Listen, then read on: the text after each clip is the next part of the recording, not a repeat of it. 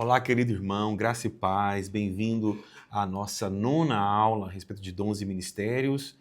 Eu continuo orando para que o Espírito Santo desperte em você a consciência de todas as habilidades, todos os dons espirituais que Ele te entregou e desperte no seu coração uma chama que queima em busca de novos dons. Isso vai certamente edificar o reino de Deus através do seu serviço, né? Através dos seus dons e habilidades, mas isso também vai edificar a sua vida. Como é bom sermos usados naquilo que Deus nos chamou para fazer. Isso é muito, muito importante. Essa semana nós estaremos, como de costume, compartilhando 3 dons. E os 3 dons dessa semana acho que serão dons bastante interessantes, cheios de curiosidades. Vamos falar hoje sobre o dom da pobreza voluntária, o dom do celibato e o dom de línguas. Cada um desses dons com uma particularidade muito especial e certamente com características que vão gerar dúvidas, debates, perguntas, e isso é bom para que você possa crescer. Eu quero começar falando sobre este dom de pobreza voluntária. É um dom implícito na Bíblia, né? Não há uma lista de dons que apresenta, né, exatamente esse dom de forma clara, de forma explícita, né? Mas nós percebemos que muitas pessoas conseguem abrir mão da sua vida, dos seus bens, dos seus recursos e preferem viver uma vida abdicada, né, desse luxo, com renúncias de bens materiais, para servir uma comunidade carente, para servir um povo carente. E eu queria começar explicando esse dom a partir da referência de 2 Coríntios, capítulo 6, versículo 10, onde Paulo diz assim: entristecidos, mas sempre alegres. E depois ele diz: pobres, mas enriquecendo a muitos, não tendo nada, mas possuindo tudo. Então, esse final do texto, né, é muito significativo quando Paulo diz: não temos nada, né, ou seja, não temos nada financeiramente falando, né, em bens materiais, mas possuímos tudo. Porque a riqueza que Paulo considera aqui é uma riqueza espiritual, é uma riqueza moral, é uma riqueza humana, é uma riqueza até mesmo social, né, onde Paulo prestava toda a ajuda necessária na sua espiritualidade, na sua mensagem, né, àqueles que precisavam ouvir dessa mensagem. Então, Paulo diz, olha, não temos nada financeiramente, como Pedro diz também, né, não temos ouro e nem prata, mas aquilo que nós temos, nós te damos. Então, Pedro ordena, né, para que o enfermo se levante, né? Não temos ouro e nem prata, mas o que temos nós damos. Ou seja, o que Pedro tinha e o que Paulo tinha era muito mais poderoso do que as riquezas, né? Então, essas referências e demais outras referências me parece apontar para pessoas que têm essa capacitação do Espírito Santo. Perceba que o dom é sempre uma capacitação, né, do Espírito Santo. Então essas pessoas têm uma capacitação do Espírito Santo para abdicar-se das suas riquezas. Então é muito importante no entendimento do dom da pobreza voluntária, é muito importante você valorizar e reconhecer aqui o papel da palavra voluntária, ou do papel da voluntariedade nesse processo. Então, o dom não está na pobreza em si, mas está na minha capacidade de abdicar dos meus bens, dos meus recursos, né? Talvez de uma posição, talvez de um salário, porque me sinto chamado para servir uma comunidade, né? Então, isso precisa ficar muito, muito forte no seu coração. Ah, pastor, eu não estou prosperando. Será que isso é porque eu tenho um dom da pobreza? Não, isso não existe, né? Não existe o dom da pobreza. O que existe é o dom da voluntariedade para abdicar-se dos bens. Então, geralmente essas pessoas que têm o dom da pobreza voluntária, elas têm condições, né? Elas têm condições de adquirir, ou elas já adquiriram riquezas e agora elas estão dispostas a abdicar do que têm porque descobriram uma causa, né, maior para servir do que as riquezas que elas alcançaram, as riquezas que elas possuem. né? Pessoas com o dom da pobreza voluntária, 92% dessas pessoas, elas também têm um dom da generosidade. Ou seja, praticamente 100%, né? Das pessoas que têm o dom da pobreza voluntária, ela também tem o dom da generosidade. Mas o contrário não é verdadeiro. Ou seja, as pessoas que têm um dom da generosidade, apenas 15% delas têm o dom da pobreza voluntária. Então, perceba a diferença, né? Eu posso ter o dom da contribuição generosa, né? Eu ajudo, eu disponibilizo o que eu tenho, mas eu não estou disposto a abdicar de todo o meu conforto e ir servir uma outra comunidade em extrema pobreza, né? Ou em abdicação, ou abdicando de tudo que eu tenho, né? Mas aqueles que estão dispostos a fazer isso, estão dispostos, obviamente, a serem generosos, né, com aquilo que eles têm. Então, guarde isso no seu coração. O dom da pobreza voluntária é uma capacitação do Espírito Santo que te dá a disposição de viver uma vida muito mais simples do que você poderia ter a fim de servir a um propósito. Guarda isso no seu coração. Então, não se trata de uma incapacidade de gerar riquezas. Se trata da capacidade de abrir mão delas para servir um propósito maior. Pessoas que entendem que têm esse dom, até a fim de tentar desenvolver esse dom, deveria testar, né? Deveria passar um tempo com uma comunidade em condições, né, mais precárias, de nível financeiro baixo, passar um tempo inserido no dia a dia dessa comunidade, servindo, andando com eles, se são com os ribeirinhos, né, vivendo junto com eles, servindo nas necessidades, enfim, vivendo esse contexto, né, de pobreza para, de fato, confirmar ou desenvolver esse dom. Tá?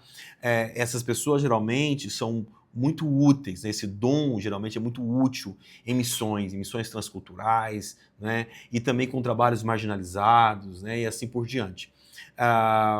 Que Deus possa te fazer entender e potencializar isso em você, né? Caso esse dom apareceu em você, apareceu no seu teste, ou você tem percebido, né, que você sente uma vocação mesmo a servir uma comunidade, abdicando daquilo que você tem, ore ao Espírito Santo para que você tenha clareza para onde ele quer te levar.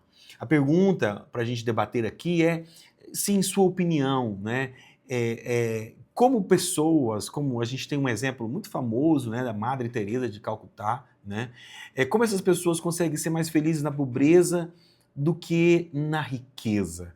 Em sua opinião, como alguém pode conseguir ser mais feliz na pobreza do que na riqueza? Para você, é só uma questão de dom? Ou se trata também de uma visão de reino, de uma visão do evangelho? E quem sabe esse debate pode até ser mais ampliado, né? Você acredita que os cristãos, de forma geral, deveriam ser mais abdicados dos seus bens, procurar viver uma vida mais simples? O que você acha, né, de um movimento tão imenso dentro do cristianismo que prega sobre habilidades para adquirir riquezas e tudo mais?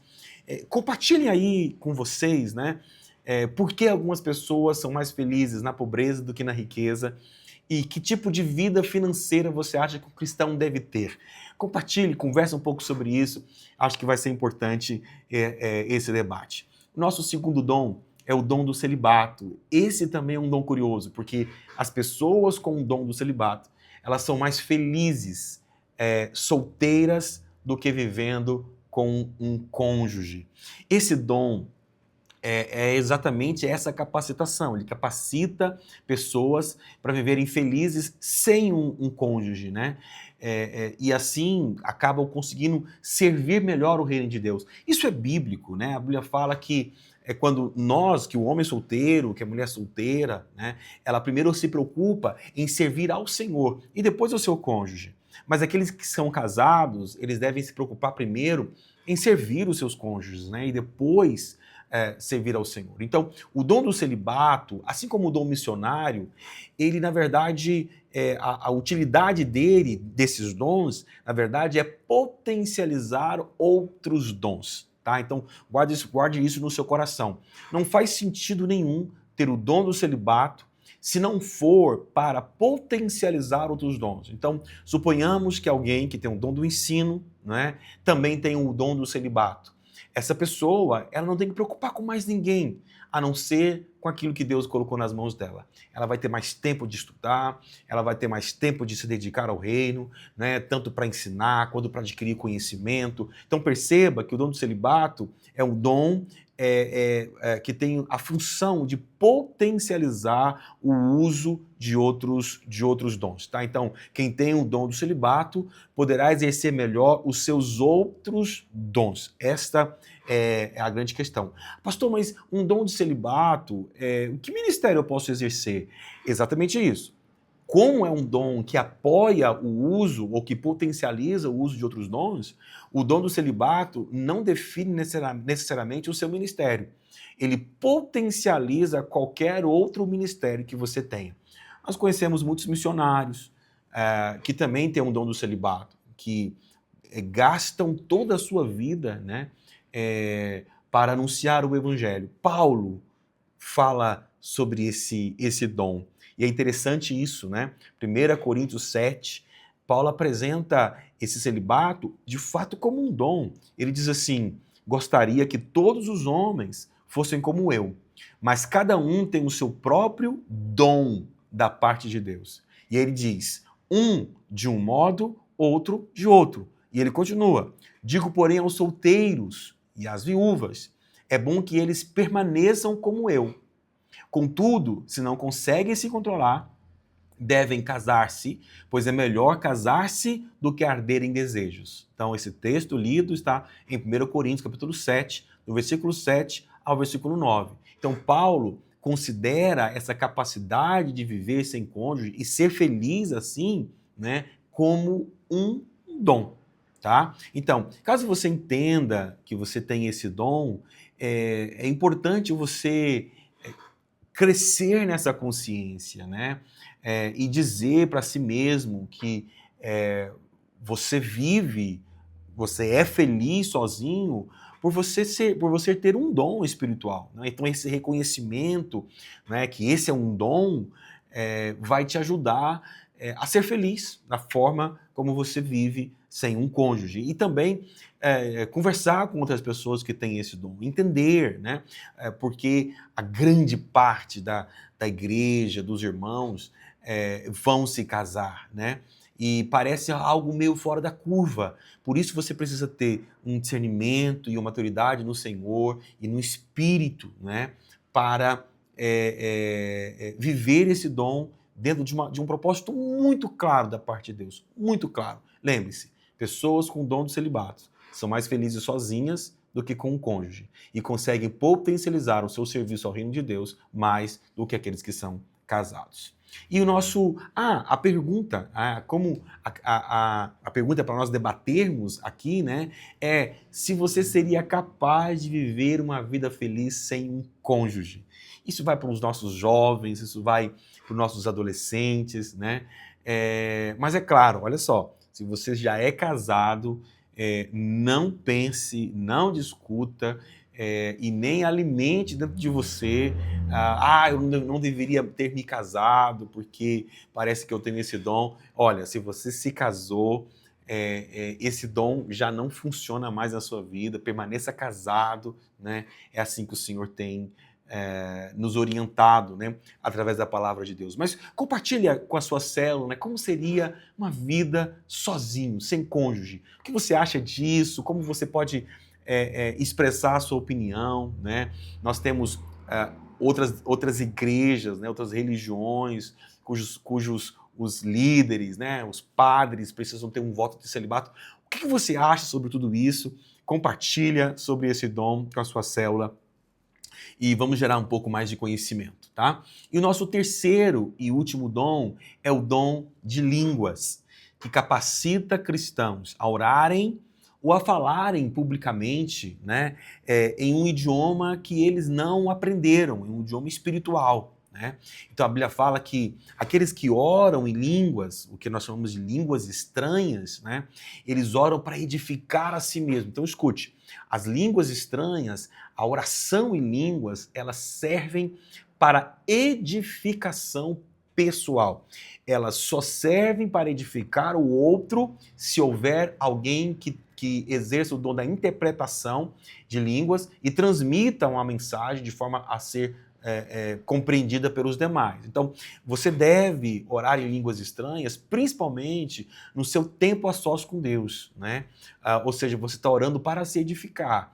Se você estiver publicamente orando em línguas estranhas, é necessário que haja alguém interpretando essas línguas. Então, a gente sempre ensina assim. Às vezes você está num ambiente onde muitas pessoas estão orando, né? Não tem ninguém te ouvindo para aprender algo de você. Então, todos podem estar orando em línguas estranhas, não há nenhum problema, tá? Mas se você estiver ensinando a mensagem, pregando, nesse papel, né, de passar uma mensagem, então você não deve estar orando publicamente em línguas estranhas, porque essa mensagem não vai ser compreendida. Então, se for publicamente, numa posição de quem está ensinando algo, para você orar em línguas estranhas, então é importante que tenha alguém para interpretar. De forma geral, ou de forma básica, né, a oração em línguas estranhas como um dom específico, sem considerar o dom da interpretação, é um dom de edificação pessoal, é uma capacitação de Deus para que você ore segundo a vontade de Deus, segundo o Espírito de Deus, e isso edifica, isso constrói em você. São alicerces de fé e de caráter. As línguas que oramos, quando oramos no Espírito, elas podem ser línguas espirituais ou línguas angelicais, né? Paulo fala sobre isso, né? Ainda que eu falasse a língua dos anjos. Então, há essa possibilidade de falarmos idiomas que são totalmente espirituais, né? Ou também de falarmos idiomas que são falados ou que foram falados por alguma nacionalidade, algum grupo étnico, né, de todo o mundo. Então, as línguas que falamos podem ser angelicais, espirituais, ou podem ser línguas vivas, ou seja, línguas que ainda são faladas por algum tipo de população, né, ou línguas mortas, ou seja, línguas que foram faladas por algum tipo de nacionalidade, de povo, e hoje não mais são faladas. O mais importante aqui é entender que essas línguas não são aprendidas.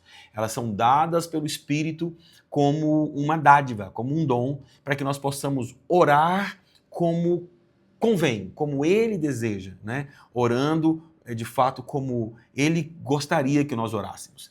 É muito edificante, querido irmão, se você ora em línguas estranhas, é muito edificante pedir o dom da interpretação para que você também entenda em alguns momentos aquilo que você está orando através do Espírito. Como é que eu posso desenvolver esse dom? Quem tem um dom de línguas estranhas deve praticar, não é? Então, exercite, ore mais tempo e mais tempo e mais tempo em línguas estranhas. Ore enquanto você estiver dirigindo, ore enquanto você estiver arrumando uma casa, ore sempre que possível em línguas estranhas. Isso vai desenvolver, né, a sua habilidade de oração em línguas estranhas e te ajudar em ministérios afins, né, em ministérios que estão muito ligados àqueles que oram em línguas estranhas. Ministério de intercessão, ministérios proféticos, ministério de libertação, né? Então, quanto mais você praticar as suas orações em línguas, mais você vai desenvolver o dom e mais útil você vai ser nesses ministérios ligados ao dom de orar em línguas estranhas. A pergunta que nós temos para compartilhamento, né, se você foi batizado no Espírito Santo, se você recebeu o dom de falar em línguas estranhas, conte para a gente. Como foi a sua experiência? Você teve dúvida que era do Espírito, né? E aí, e você continua falando em línguas? Você ora em línguas estranhas continuamente? Ou você orou por um momento, há muitos dias, meses, anos atrás, e nunca mais praticou? Conte-nos como é você em relação à sua oração em línguas. Olha, se você não tem orado em línguas, você está perdendo um grande poder, uma grande oportunidade de edificação pessoal, de edificação, de construção da sua fé. É muito importante que você busque por isso, tá? Então, se você já orou e não ora mais, busque, porque tá mais fácil para você, né? Você já orou, você já recebeu isso, né? Então, busque em Deus a prática, né, desse dom. Se você nunca orou, tente entender por que isso ainda não aconteceu com você. Talvez o excesso de razão, de críticas, ou o excesso de preocupação se é de Deus ou se não é, está te impedindo. Eu recebi esse dom num sábado pela manhã, quando eu era adolescente, orando praticamente sozinho, né, buscando do Espírito, é, e isso foi um diferencial na minha vida. A oração em línguas protege e edifica muito o nosso espírito. E eu quero muito que todos orem em línguas estranhas e também interpretem, não é, para que haja edificação pessoal e também edificação do outro. Esses foram os nossos 3 dons dessa semana. Eu espero que vocês tenham um excelente compartilhamento nas suas células. Um grande abraço. Deus abençoe.